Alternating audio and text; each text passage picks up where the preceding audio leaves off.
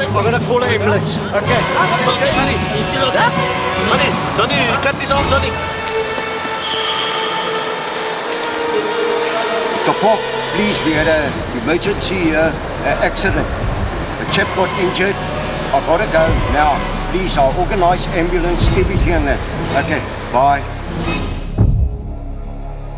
Accidents do not happen. They are caused. Every accident is caused by the action of a human being. This program will help you identify and avoid damage, personal injury, or even death. Press enter to continue. Your health and safety is extremely important to yourself and to your employer. Every day, thousands of people injure themselves and others at work. They also continue to damage their health, paying no attention to hazard warnings. Everybody must work with health and safety in mind to make sure that accidents are prevented as far as possible. In the event of an accident, an individual can become disabled, and with that most probably lose the opportunity of finding a well-paid job. And with that, the person will not be able to provide for his or her family. Health is an extremely important issue. The difference between safety and health would be that safety has immediate consequences. The damage are immediately visible, whereas with health, damage occurs over a long period of time, and often only after many years of exposure one can identify a disease within an individual. And in all those instances, the damage would be permanent, which means the person would be disabled. At present, we tend to wait until an accident happens, and then we react to it. Then we go through the whole experience of investigating it and finding ways and means of preventing a similar accident from happening in future. What we should be doing is to prevent that accident from happening in the first place. Press enter to continue. Accident prevention is the key to your health and safety. There are just 3 steps to follow to ensure that you remain in one piece and in good health. Left click on Training for System Explanation. Training and skills development is the first step. Very important for you to understand the value of training in your own job, simply because the law dictates to the employer that you fully understand that value. And also, according to the Occupational Health and Safety, we need to provide you with maximum protection.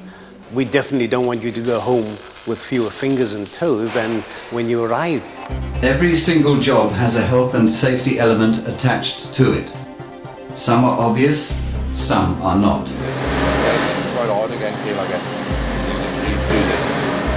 There are always both direct and indirect hazards to your safety and health. In your training, these must be fully explained and fully understood. System alert, untrained operator identified.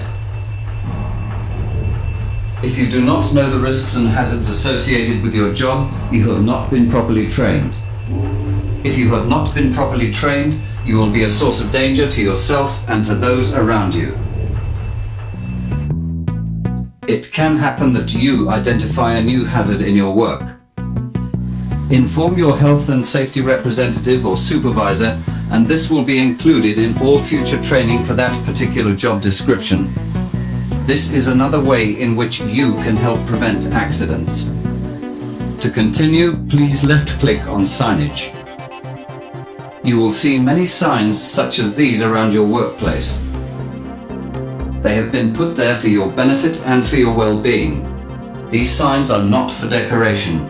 Any of them could save your life. Those signs are there, and it will protect you today, it will protect you in a year from now, in 10 years from now, if you adhere to the signs, and we cannot ignore them. And it's also very important that the process is managed, that people are reminded every day to adhere to the signs. All signage to do with firefighting equipment is identified by a red picture on a white background. Access to firefighting equipment must not be obstructed by anything. If you do not know how to use the firefighting equipment, do not meddle with it. Or better still, ask someone for training in its use. All information signs are white pictures on a green background. These will tell you about medical facilities and emergency exit routes and other information you need to know. Emergency exit routes must not be cluttered with boxes or any other materials. This will obstruct your safe exit. They must be clear of all matter. Remember, white on green is for your information. Where you see a black picture on a yellow background, this is a warning sign. It is telling you that there is a hazard in the area and that you must be aware of it. There are many different warning sign pictures, even some that you may not understand. If this is the case, ask for an explanation. It may save your life. These are prohibitory signs and tell you that you must not do something. They are usually black on white within a red circle. The strike through the picture tells you what not to do. In this case, you must not smoke cigarettes, pipes or cigars in the area. A white picture on a blue background tells you what you must do and is known as a mandatory sign. These signs usually refer to the using of personal protective clothing and equipment. Where you see this sign, you must obey it, even if you're visiting the area only for a few minutes. System alert, system alert. Human identified as being at high risk. This and all other signs are there for your benefit and well-being. Please do not ignore any of them, and if you are unsure of their meaning, ask your health and safety representative or your supervisor.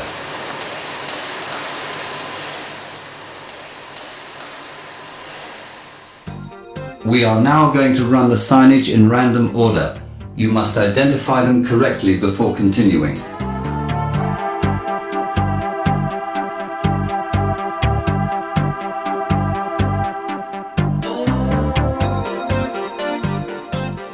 If you have identified them correctly, press enter to continue. If not, then sequence replay. Sequence replay. This is the last line of defense in your own accident prevention. Personal protective clothing and equipment. The machine you are using or the job you are doing has been made as safe as possible, but this may not be enough. So we have to make you as safe as possible. The law dictates that we give you the PPE. The fact that we give it to you doesn't mean that it isn't valuable. We attach a lot of value to it. We realize as an employer that our most valuable asset is actually, our people working in this organization. And because of that, we attach so much value to the use of PPE in the workplace. Many jobs and even whole working environments have been identified as having definite safety and health hazards attached to them. In these situations, personal protective clothing and equipment is issued to lessen or get rid of the risks of injury to you. You will be shown how this clothing or equipment must be worn or used. It is very important that you do this correctly whenever you have to use it.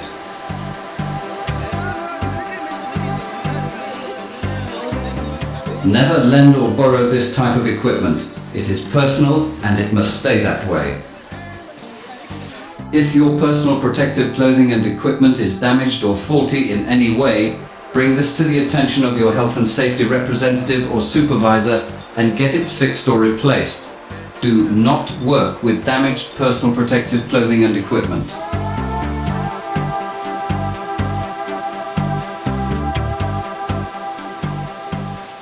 Your personal protective clothing and equipment is issued to you free of charge, but that does not mean that there is no value attached to it.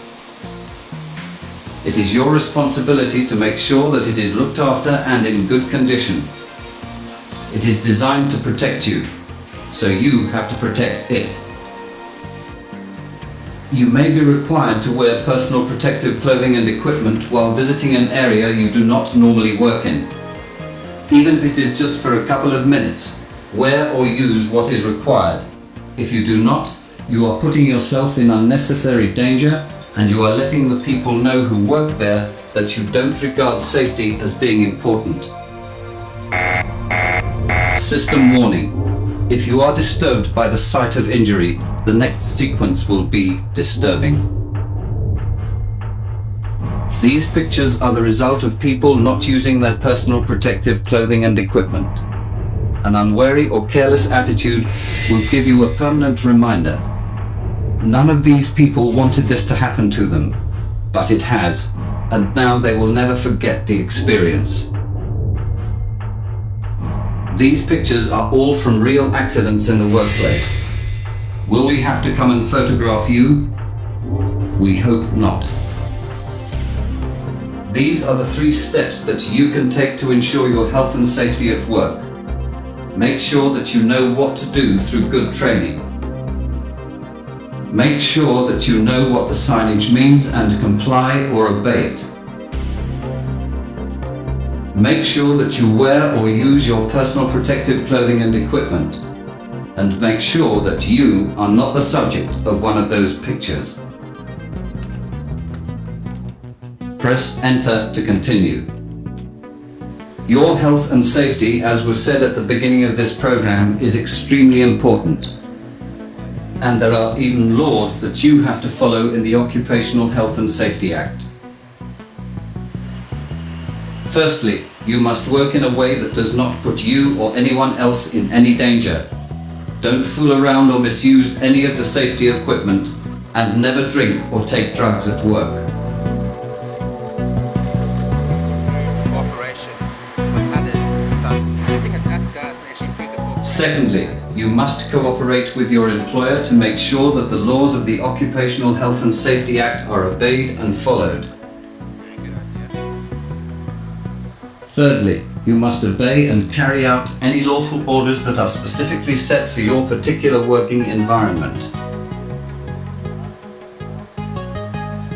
Fourthly, you must report any unsafe act or condition that could affect the health and safety of yourself or your workmates at the end of your shift or daily working period.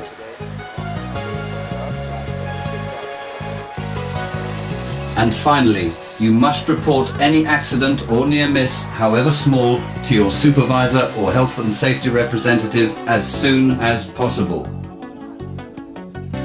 Remember, these are legal requirements, things that people must do to look after their own health and safety and of those around them. It really is all quite simple. If the health and safety rules and regulations are obeyed, and jobs are done properly and in the way that people were trained, no one would get sick, injured or killed at work. Sometimes you humans really confuse me.